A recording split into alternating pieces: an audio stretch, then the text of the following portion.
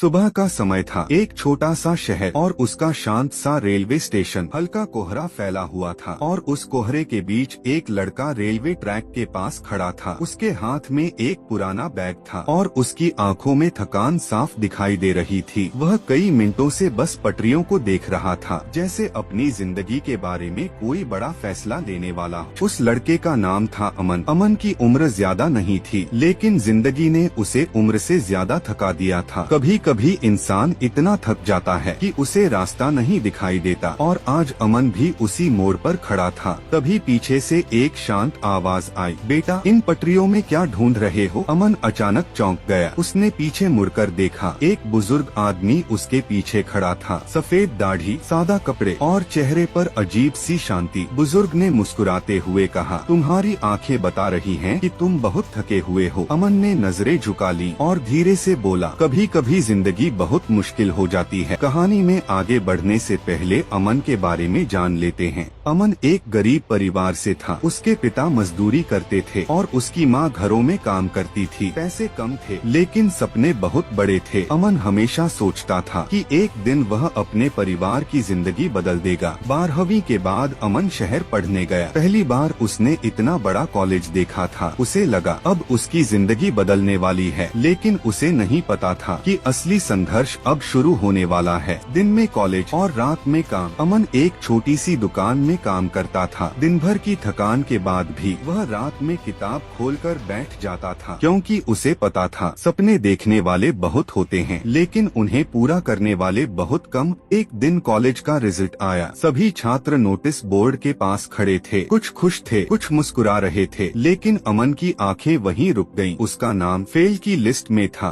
उस रात अमन अपने छोटे से कमरे में अकेला बैठा था। कमरे में खामोशी थी। मेज पर किताबें पड़ी थीं, लेकिन आज उसका मन पढ़ाई में नहीं था। उसने फोन उठाया, माँ का नंबर देखा, लेकिन कॉल नहीं किया। कुछ दिनों बाद दुकान के मालिक ने भी उसे काम से निकाल दिया। उन्होंने कहा, बेटा पढ़ाई पर ध्यान दो। लेकिन सच यह था, अब अमन के पास ना पढ़ाई बची थी और ना काम। शायद इसी वजह से आज अमन उसी रेलवे स्टेशन पर खड़ा था। उसे लग रहा था उसकी जिंदगी यहीं खत्म हो गई है। तभी बुजुर्ग आदमी ने अपनी जेब से एक पुरानी सी चिट्ठी निकाली। उन्होंने वह चिट्ठी अमन के हाथ में देते हुए कहा, इसे अभी मत पढ़ना। जब तुम्हें लगे कि सब खत्म हो गया है तब चिट्ठी पढ़ना। अमन कुछ देर तक चुप रहा, लेकिन उसका मन शांत नहीं हो रहा था। कुछ मिनट बाद उसने चिट्ठी खोल ली। चिट्ठी में लिखा था, अगर तुम यह चिट्ठी पढ़ रहे हो तो शायद तुम्हें लग रहा है कि तुम्हारी जिंदगी खत्म हो गई है, लेकिन सच यह है तुम हारे नहीं हो, तुम बस थक गए हो। चिट्ठी में आगे लिखा था, दुनिया में दो तरह के लोग होते हैं, एक वो जो मुश्किल देखकर रुक जाते हैं और दूसरे वो जो मुश्किल देखकर और मजबूत हो जाते हैं। अब फैसला तुम्हें करना है। चिट्ठी के आखिर में लिखा था, अगर जवाब चाहिए तो स्टेशन के बाहर वाली चाय की दुकान पर आना। अमन तुरंत वहां पहुंचा। वहां वही बुजुर्ग आदमी बैठे थे। अमन ने पूछा, यह चिट्ठी आपने लिखी है? बुजुर्ग मुस्कुराए और बोले, नहीं, यह चिट्ठी मैंने 40 साल पहले खुद के लिए लिखी थी। उन्होंने बताया, जब मैं तुम्हारी उम्र का था मैं भी इसी स्टेशन पर खड़ा था। मुझे भी लगता था कि मेरी जिंदगी खत्म हो गई है, लेकिन उस दिन मैंने एक फैसला लिया, अगर जिंदगी मुझे गिराएगी तो मैं हर बार और मजबूत होकर उठूंगा। उस दिन के बाद मैंने छोटी छोटी शुरुआत की, छोटे काम किए, लेकिन कभी हार नहीं मानी। सालों की मेहनत के बाद आज लोग मुझे एक सफल इंसान कहते हैं, लेकिन सच यह है मेरी सफलता उस दिन शुरू हुई थी जब मैंने हार मानने से इनकार किया था। अमन की आंखों में आंसू थे। उसने चिट्ठी को अपने हाथ में कसकर पकड़ा। उसे पहली बार समझ आया,